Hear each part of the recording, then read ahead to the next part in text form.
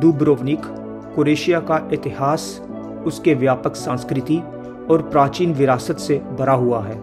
ये एक पुराना शहर है जो समुद्र के किनारे पर स्थित है और उसके खूबसूरत दीवारों, दुर्गम किलों और अनूठे संग्रहालयों के लिए प्रसिद्ध है। हमारे पास यहाँ क्रिस्टल क्लियर समुद्र, जिसको एड्रियाटिक सी भी बोलते हैं, महाकालीन चर्च और पूर्व काल सड़कों के लचीलेपन के साथ प्राचीन इतिहास से युक्त दुब्रोवनिक का अनुभव करने का मौका मिलेगा। तो जुड़िए हमारे साथ और इस रोमांच से भरपूर सफर पर निकलिए। मैं इस वक्त खड़ा हूँ पाइल्स गेट के बाहर। ये दुब्रोवनिक का फोर्ट है जो बहुत फेमस फोर्ट है। लोग यही फोर्ट देखने के लिए आते हैं।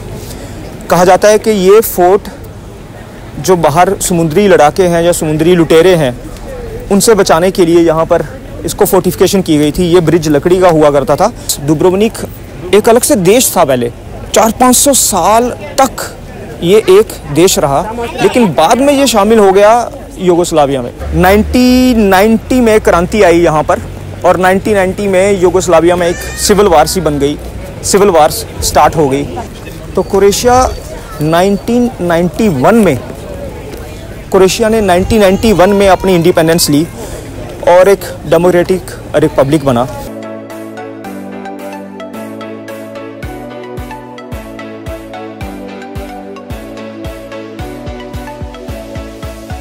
दुब्रोवनिक की दीवारों ने अपनी प्राचीनता और विलक्षणता के लिए हमेशा लोगों का मोह बनाए रखा है।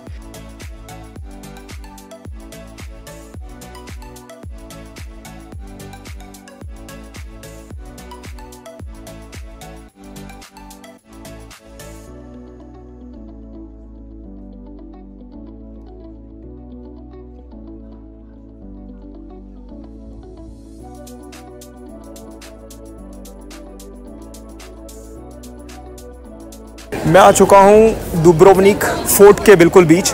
आप जो मेरे पीछे क्लॉक टावर देख रहे हैं, 1991 में जब इनकी सिविल वार हो रही थी तो इस क्लॉक टावर को बिल्कुल बम्बार्डमेंट से तोड़ दिया गया था और फिर से इसको रिकंस्ट्रक्ट किया गया। बहुत फेमस जर्नलिस्ट था यहाँ का, उस पर बम्बार्डमेंट हुई थी। वो वॉर फोटोग्राफर था और यहाँ पर उस पर बम गिरा था। यहाँ पर उसकी एक समाधि बनी हुई है, एक स्मारक बना हुआ है। और पूरा शहर सिविल वार के बाद फिर से रिकंस्ट्रक्ट किया गया बहुत अच्छे से। 1991 के बाद इन्होंने फिर से इसको रिकंस्ट्रक्ट किया और इसकी खूबसूरती जो थी उसको मेंटेन किया।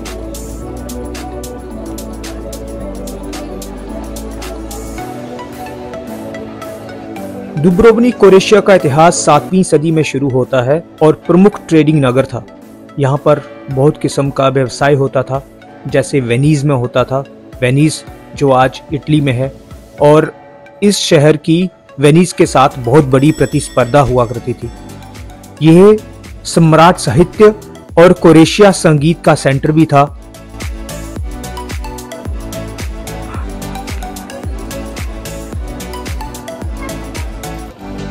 इन शेरों की कहानी भी बड़ी दिलचस्प है। कहा जाता है कि ये शेर ग्रीस से यहाँ पर लाए गए थे और दोनों गेट के बाहर इन शेरों को रखा गया था।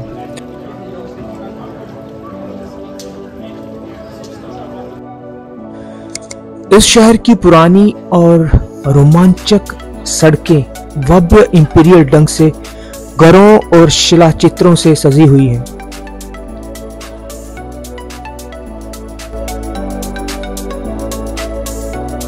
की जो गलियां हैं, इन पर चलने का अपना ही अद्भुत अनुभव है।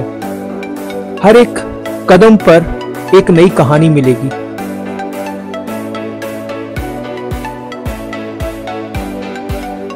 तो गेम ऑफ थ्रोन्स एक सीरीज आई थी जो पुराना वर्जन है, तो वहाँ पे एक वॉक ऑफ शेम का जिक्र किया था। वो सीन ये मैं जिस स्टेयर्स पे खड़ी हूँ उस स्टेयर्स पे शूट हुआ। तो अगर आप रिकॉल कर सकते हो तो ये सीढ़ियाँ काफ़ी बार शूट की गई है उस सीरीज़ में, जिसे कहा जाता था वॉक ऑफ शेम। तो मेरे पीछे जो सीढ़ियाँ हैं वहाँ तक वो सीन शूट किया था। तो पर्यटकों के कदमों के साथ यहाँ की गलियाँ इतनी मुलायम हैं और इतनी चमकदार हो गई हैं कि आपको एक अद्भुत सा नज़ारा देंगी जब आप उन गलियों में चलेंगे। इन सड़कों पर चलते हुए आपको एक पुरानी दुनिया की याद आती है जो समृद्ध संस्कृति और इतिहास से भरपूर है।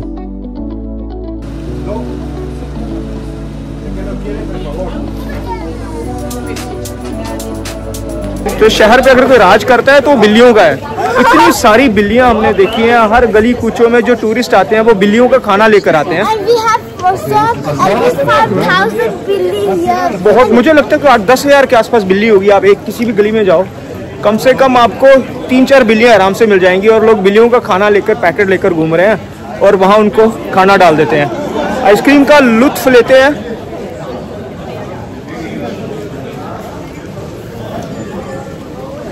मैंने पैशन फ्रूट लिया है। चलो खा लेता हूँ यार पहले, फिर वीडियो में ना ऐसे जीभ चाटते हुए अच्छा नहीं लगता, बंदा करता हुआ, है ना।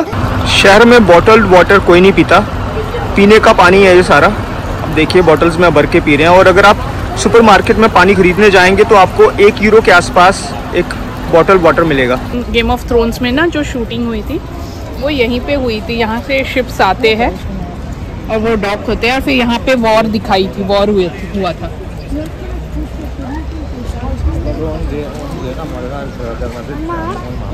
Did you watch Game of Thrones? Did you watch Game of Thrones? I have watched their shows. ये पत्थर काफी फेमस था, वैसे दिखाया था इधर। हमारी जो एनर्जी लेवल था इतना एग्जॉस्ट हो गया कि चल नहीं पा रहे, इसलिए हमने डिसाइड किया है कि अभी होटल में जाएंगे, होटल के चेंज करेंगे और सीधा कूदी लगा देंगे स्विमिंग पूल में। नहाएंगे, धोएंगे, 2 घंटा धोना कुछ नहीं है, मतलब नहाएंगे ही, धोना यार कुछ और मत सोच लेना, धोएंगे। जब नहाएंगे तो अपने आप ही धुल जाएगा ना सब कुछ। No steam bath. हाँ स्टीम बाथ इसलिए क्योंकि स्टीम बाथ में सूफी को अलाउड नहीं है, तो उन्होंने कल सूफी को आने के लिए मना कर दिया था। एक्चुअली क्या है कि सोना, उनके साथ बहस कर पड़ी कि नहीं, मुझे बेडन में अलाउ किया था, जर्मनी में अलाउ किया था, आप क्यों नहीं अलाउ करते? बच्चों के अलाउ नहीं करते। वो कहते हैं कि आपको थोड़ा फैमिली टाइम स्पेंड करना चाहिए, इकट्ठे रहना चाहिए, थोड़ा क्वालिटी टाइम स्पेंड करो। बच्चों को थोड़ा सा बाहर रख देते हैं वो। तो स्विमिंग पूल में जाएंगे और थोड़ा सा फ्रेश हो जाएंगे यार। मुझे थोड़ा सा नींबू पानी पीना है, और फिर शाम को हम फिर से डुबकी करना है, डुबकी। और शाम को फिर से हम शहर को थोड़ा सा एक्सप्लोर करने के लिए निकलेंगे, जो अभी तक हमने नहीं देखा है।